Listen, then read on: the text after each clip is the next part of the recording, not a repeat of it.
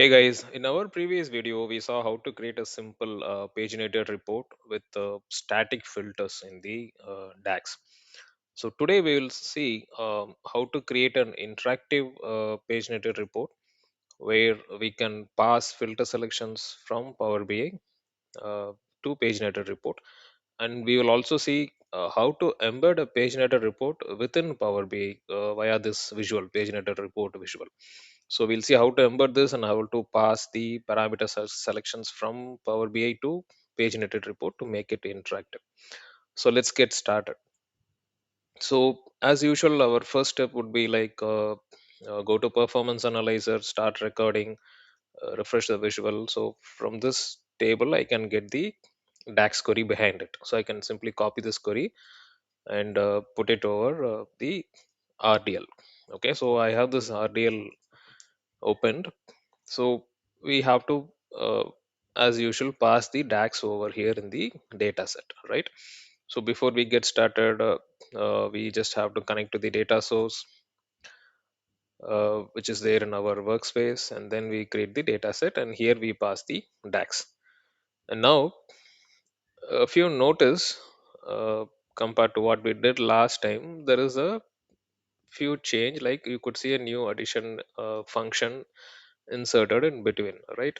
So rest all remains the same. We have an evaluate, we have summarize column, we have all the dimensions, and we have the measures as well. And since we are going to pass the filters and from Power BI to filter this DAX, right? So we have this additional function written over here. Uh, if you see, the function name is RSCustomDaxFilter, which is actually not a native DAX function. Instead, it is an SSRS function. Okay, so you can get more details from this blog. I will share this in the description. So, what basically this function does is it takes in four parameters. Okay, so first will be the parameter name, and second is the evaluation we do, right, which is equal to. So, it is going to check the content of this parameter equal to this dimension. Okay, and finally the data type. And now if you notice here, this is slightly different from the convention we use in Power BI. Okay, so here the template will be like the table name dot or period the field name. Okay, so this will be the format within this function RS custom tax filter. So now we have leveraged this function within the DAX to pass the parameter values to validate it against the dimension. So in our Power BI report, we have three slices or filters: category, product, and subcategory name. So I'm going to make some selections, and that is what we are going to pass it to the RDL in the DAX in RDL. So now I'm using this function. Okay. So now the next step is, so I have declared this parameter over here, right? So product, category, and subcategory. So the next step is to create this parameter. So to do that, we have to go to here and add a parameter, give a name to it, and then select what is the data type, so which is text in this case. And since I want to pass multiple values from Power BI, I'm going with multiple values. Okay, so I want this to accept multiple values. Okay, so I can, so that I can make multiple selections. So I'm checking this, and I also having a blank value. I can skip slices also, right? Sometimes allow null values and multiple values doesn't work together. It's mutually exclusive, so it should be blank and multiple together. And if you want, we can make this parameter visible. Okay, and available values you can set if you want, or you can keep it null by default. And default values, again, for testing purpose, we can pass some default values here. Okay, so what I have done is I've already created these parameters. So if I go to product, so product is my first parameter, just text is my data type, and I have checked these two, blank and multiple values. And for now I'll make it visible. Available values none. Default values, I have given a default value for testing this report here, right? So for my testing purpose, I have given a default value. If you see, we have a value called AWC logo cap, so I have given that as my default value. Let me give okay. In I have created another parameter called category. Again, I have uh, followed similar configuration, and I've given a default value called clothing here. Okay, so specify value, add value clothing, and let me make this as visible for testing. And finally, the third parameter, subcategory, again, same approach. I've given a default value caps. I'll make it visible as well. Okay. So now we have defined all these three parameters. So what these parameter does is, so whatever filter selection I select in Power BI, these parameters are going to capture it. It can be a single value or it can be multiple values since we have enabled this. So this parameter is going to hold the filter slicer selections from Power BI. And now I have to pass these parameters into the DAX. So to do that, we have already written this over here, but still we have to map this with this parameter. So if it should be tied, right? So we should go to parameter section and we have to add these parameters. Okay, so basically we have to give the name of the parameter, let's say product, so which I have already done over here, and we just have to select the respective parameter. So we could see three parameters are listed out, which comes from over here.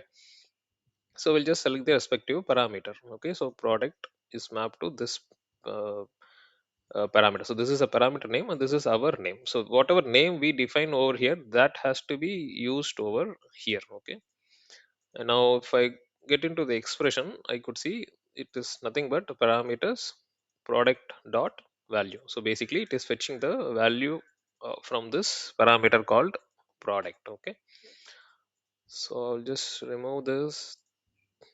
So similarly, I have created all three parameters, and now we have the parameters created over here, and which is referenced over here in the DAX query. So we are all set. Now let me go ahead and run this report. So when I run this report, it is going to take all the default values we set when we created the parameters, right? So it's going to utilize all those. The reason we have done this to just to make sure our query is getting executed fine, right? So now we know it is returning some result for these default set of parameters. Now that the testing is fine, I can go ahead and disable these or mark these parameters are hidden, and then I can publish it to the workspace, so which I have already done it. Now the RTL portion is done. Now let's go back to the Power BI.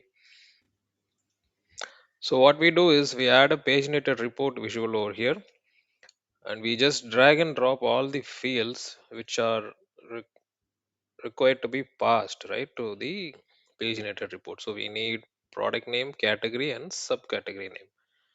So category and subcategory. So now let me go ahead and edit this. So we have to select the RDL report which we publish to the workspace. So which is my sales report. And then if you scroll down, we will see an option to set the parameters. So now what you see on the left hand side, these parameters are what we have defined in the RDL. Okay, so whatever we created over here. So now this has to be mapped with the respective field in the Power BI. So now we have dragged and dropped three parameters, right? We just have to map the respective ones. So this product should be tied to product and category and subcategory respectively. You could see already we could see some default values coming up over here. Okay, so the values are getting passed. So let me click on C report. So now what we see here is the paginated report with default values which we have set in the parameters. Let me bring it down. Okay, now if I make some selection